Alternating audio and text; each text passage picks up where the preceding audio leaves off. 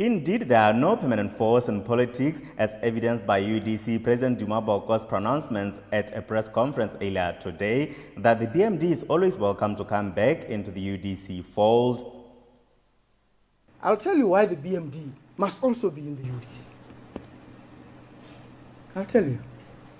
Because there are those traditional voters of the Botswana Democratic Party who want to see some BDP blood and face for them to align. So we need them.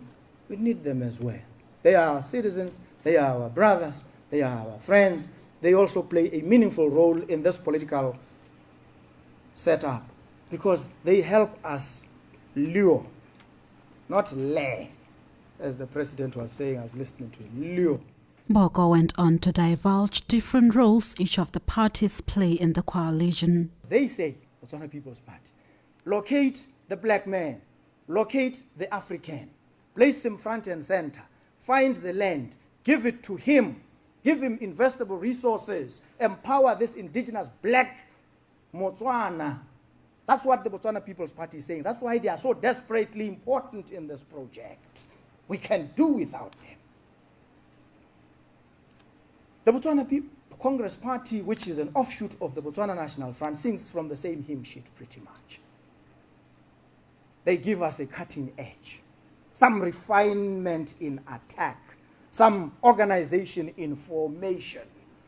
Then you have the Botswana National Front, the base, the backbone, the ideological foundation that says we do away with the neoliberalism. We do away with this liberalized exchange controls. We tell the investor, you come here, you invest, you make money, you keep it here, or the bulk of it at any rate, so that it can empower our people. And when you do, we want to see proper programs of skills transfer, of the transfer of wealth. We want strict, auditable processes that ensure that our people can become directors and owners. Hanging over their heads, though, is a litigation war between BMD and the Umbrella, which is a result of the former's expulsion from the coalition in late October on grounds that BMD does not serve the best interests of the UDC. The case, it's in the able hands of a very competent legal team. It is. In the able hands of a very competent legal team. I've looked at it myself, and I sleep at night. And some of you say,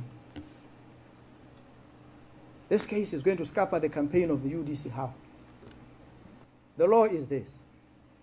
When any member of any organization gets expelled, that member remains expelled until, if that member approaches court, the court says you are not expelled. Until then, you remain expelled, you are not a member. You cannot hold yourself out as a member. If you do, in law, we say you violated the principle of clean hands. You can't go to court seeking relief and grab the relief yourself and give it to yourself. You get disqualified. So if anybody wants to disqualify themselves from accessing the court and being granted relief, and we'll take the point if we have to. No, you can't come to court and ask the court to reinstate you when you've reinstated yourself and held yourself out as a member. It doesn't work like that. This is the law, folks.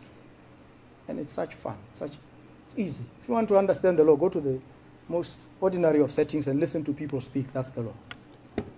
They'll tell you better law than you can receive from these folks in the towns.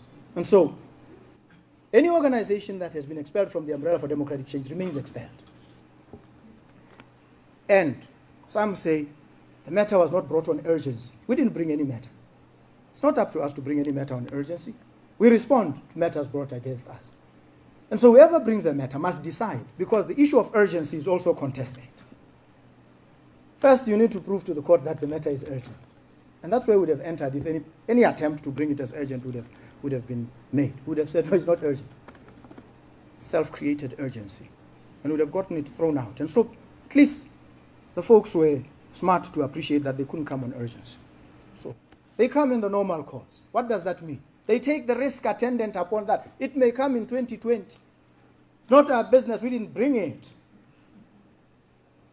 If it happens to come in 2020, so be it. By that time, we'll be in power. Then we'll engage and say, let's go. What do you want? Kermakomani reporting for Ibsen News, Gaborone.